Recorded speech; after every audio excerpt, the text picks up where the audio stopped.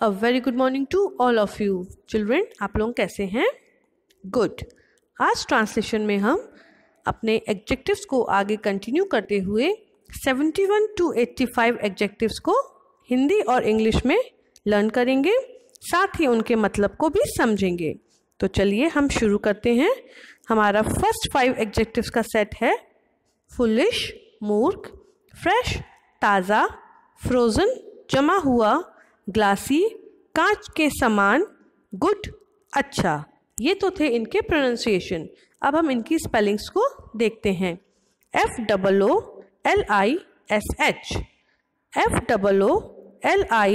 FOOLISH foolish. Foolish मतलब क्या होता है? मूर्ख। फुलिश मतलब क्या होता है? मूर्ख।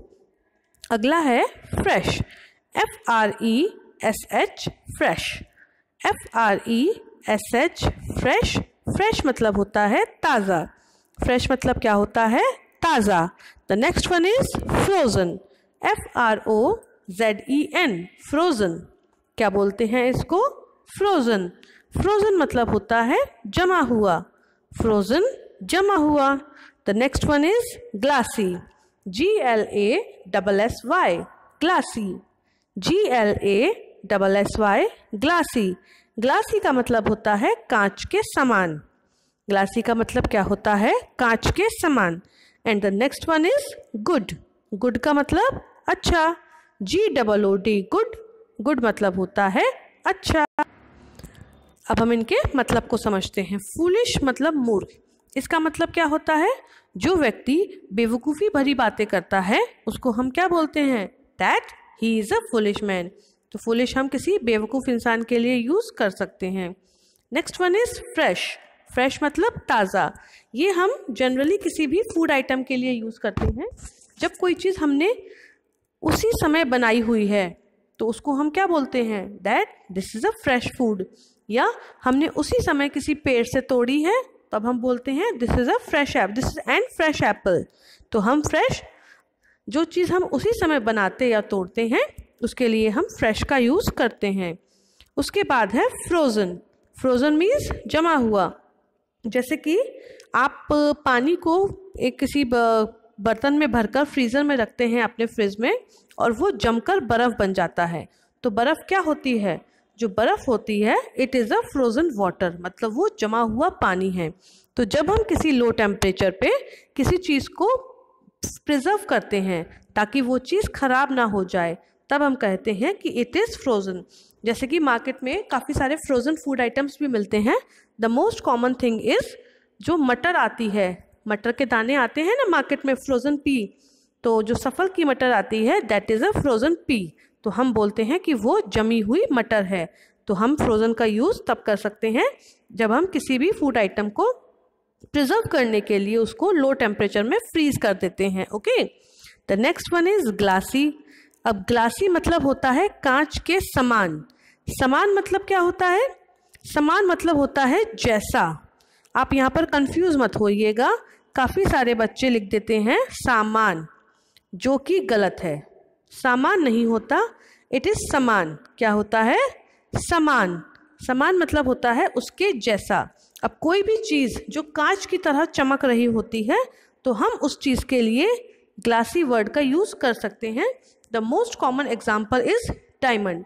जो हीरा होता है हम क्या बोलते हैं कि डायमंड जो है वो ग्लासी है, मतलब कांच के जैसे है, कांच की तरह है। या फिर जब बर्फ़ जम जाती है और वो बिल्कुल क्रिस्टल क्लियर होती है, बिल्कुल हम उसके आर पार देख सकते हैं, तब हम बोल सकते हैं कि जो ये आइस क्यूब है या जो आइस है वो कैसा है? It is glassy. अब है गुड। गुड मतलब अच्छा। इसका मतलब तो आपको पता ही है, जो व्यक्ति बिल्कुल ठीक है, उसमें कोई भी बुराई नहीं है, तो हम उसके लिए गुड का यूज़ कर सकते हैं। The next 5 adjectives are great महान, ग्रीडी लालची, गिल्टी दोषी, हैप्पी खुश, हार्ड कठिन। तो चलिए अब हम इनके स्पेलिंग्स को देख लेते हैं। GREAT ग्रेट मतलब महान। GREAT ग्रेट, ग्रेट मतलब महान। GREEDY ग्रीडी लालची। GREEDY ग्रीडी लालची। GUILTY गिल्टी, दोषी। GUILTY, गिल्टी, दोषी। अब इसको आप गुल्टी मत बोलिएगा, ये गुल्टी नहीं है, जो यू है हमारा वो साइलेंट है, तो हम इसको बोलते हैं गिल्टी। प्रोनाउंस कैसे करेंगे? GILTY, गिल्टी, लेकिन लिखेंगे तो GUILTY, गिल्टी। यू हमारा साइलेंट होता है तो इसको हम नहीं बोलते। गिल्टी मतलब होता है दोषी।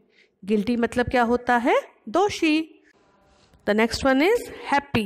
HAPPY, हैप्पी, खुश। HAPPY, हैप्पी, खुश। And the last one is in this set HARD, hard, कठिन। HARD, हार्ड, कठिन। तो चलिए अब हम इनके मतलब को समझ लेते हैं। ग्रेट मतलब होता है महान। कोई भी ऐसा व्यक्ति जिसने बहुत बड़े बड़े काम किए हों, उसके लिए हम ग्रेट वर्ड का यूज़ कर सकते हैं। अगला है ग्रीडी, मतलब लालची। कोई भी व्यक्ति जिसको हर चीज़ और ज़्यादा चाहिए, उसके पास जितनी है उससे वो संतुष्ट नहीं है। अगर पैसा उसके पास है तो उसको और पैसा चाहिए, अगर खाना उसके पास है तो उसको और खाना चाहिए, कपड़े हैं तो उसको और अच्छे अच्छे कपड़े चाहिए। मतलब उसकी जो एक्सपेक्टेशंस हैं, उसकी जो उम्मीदें हैं वो कभी ख़त्म नहीं होती कि मेरे पास इतना है लेकिन मुझको इससे ज़्यादा और चाहिए। तब हम यूज़ करते हैं कि he is a greedy man और she is a greedy woman. The next one is guilty, not गुल्टी। गुल्टी गलत है, गिल्टी सही है। गिल्टी मतलब होता है दोषी। सपोज करिए आपने कोई गलत काम कर दिया और फिर आपने उस काम के बारे में किसी को बताया नहीं, लेकिन आपको मन ही मन अंदर ही अंदर उस गलत काम को करने के बाद अंदर बहुत अजीब सा लग रहा है, आपको बहुत दुख हो रहा है कि मैंने ये काम क्यों किया। तब हम यूज़ कर सकते हैं that I am feeling guilty. मुझे अंदर से दोषी महसूस कर रहा हूँ मैं अपने आप को कि मुझको ऐसा काम नहीं करना चाहिए। सपोज़ करिए आप स्कूल आए और आपको अपने फ्रेंड की कोई भी एक पेंसिल या इरेज़र बहुत अच्छी लगी और आपने उससे बिना पूछे वो पेंसिल इरेज़र अपने बैग में रखकर आप अपने घर ले गए, लेकिन घर पहुंचकर जब आपने उसको निकाला तो आपको अंदर से ये महसूस हुआ कि मुझको ये काम नहीं करना चाहिए था, ये काम गलत है। जब काम करने के बाद आपको ये महसूस होता है कि आपने कोई गलत काम कर दिया है, आपको अच्छा नहीं लगता, तब हम गिल्टी वर्ड का यूज़ करते हैं। अगला है हैप्पी। जब आपको किसी भी चीज़ से खुशी मिलती है, आप अंदर से खुश होते हैं, then we can use the word, जो एडजेक्टिव है वो है happy. And the last one in this set is hard. Hard मतलब होता है जो चीज़ सॉफ्ट नहीं होती, वो तो इसका अपोजिट हो गया। लेकिन कोई भी ऐसी चीज़ जिसको हम तोड़ नहीं सकते, उसको भी हम हार्ड बोलते हैं। ओके, चलिए आगे चलते हैं। The next set of verb is adjectives is harmful, हानिकारक, हेल्दी, स्वस्थ, हैवी, भारी, हाई, ऊंचा, हिली, पहाड़ी। एक बार फिर से पढ़ लेते हैं। हार्मफुल, हानिकारक, हेल्दी, स्वस्थ, हैवी, भारी, हाई, ऊंचा, हिली, पहाड़ी। Now let us learn their spellings. HARMFUL, harmful. HARMFUL, harmful. Harmful means हानिकारक। हेल्दी, HEALTHY, हेल्दी, स्वस्थ। HEALTHY, हेल्दी, स्वस्थ। HEAVY, हैवी, भारी। HEAVY, हैवी, भारी। HIGH, हाई, ऊंचा। HIGH, हाई, ऊंचा। और लास्ट है हिली, पहाड़ी। HILLY, हिली, पहाड़ी। हार्मफुल, हार्मफुल मतलब क्या होता है? हानिकारक। जब कोई चीज़ हमको नुकसान पहुंचाती है, तब हम उस चीज़ के लिए इस एडजेक्टिव का यूज़ कर सकते हैं that this thing is harmful for us. ये चीज़ हमारे लिए हानिकारक है। The next is healthy. Healthy मतलब स्वस्थ। इसको हम इस प्रकार समझ सकते हैं, जो व्यक्ति बीमार नहीं है, जिसकी बॉडी बिल्कुल स्ट्रॉन्ग है, जो तंदुरुस्त है, उसके लिए हम हेल्दी एडजेक्टिव का यूज़ कर सकते हैं। हैवी, भारी। अब हैवी और भारी दोनों का मतलब एक ही है। हैवी मतलब क्या होता है? कोई भी ऐसी चीज़ जिसमें बहुत ज़्यादा वज़न होता है और जिसको हम उठा नहीं सकते। किसी के लिए कोई चीज़ हैवी होती है, and for someone somethings are heavy. Like जो बॉडी बिल्डर्स होते हैं, जो अपने मसल्स वगैरह दिखाते हैं, वो 50-50 किलो के वे एक संग उठा लेते हैं। लेकिन यू एज अ किड, आप बच्चे होने के नाते अगर आप 1 या 2 किलो का कोई भी पैकेट भी उठाओगे तो वो आपके लिए भारी है। तो हैवी की डेफिनेशन हर किसी के लिए अलग अलग होती है। The next one is high. High मतलब ऊंचा। हाई मतलब ऊंचे का मतलब क्या है? इसका मतलब ये है कि ज़मीन से लेकर किसी ऊंची चीज़, मतलब किसी ऊपर वाली चीज़ के लिए हम हाई का यूज़ करते हैं। किन्हीं दो चीज़ों के लिए जो टॉप और बॉटम के बीच का जो डिस्टेंस होता है उसको हम बोलते हैं हाई।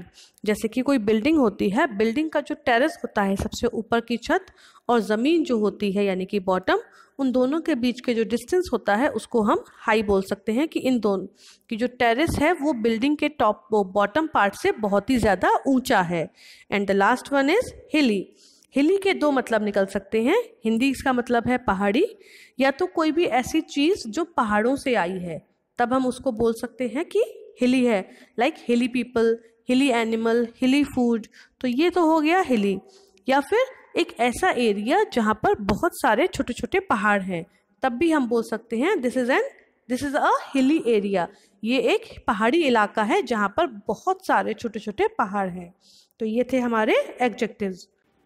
चलिए एक बार इनको रिवाइज कर लेते हैं। फुलिश मूर्ख, फ्रेश ताज़ा, फ्रोज़न जमा हुआ, क्लासी कांच के समान, गुड अच्छा।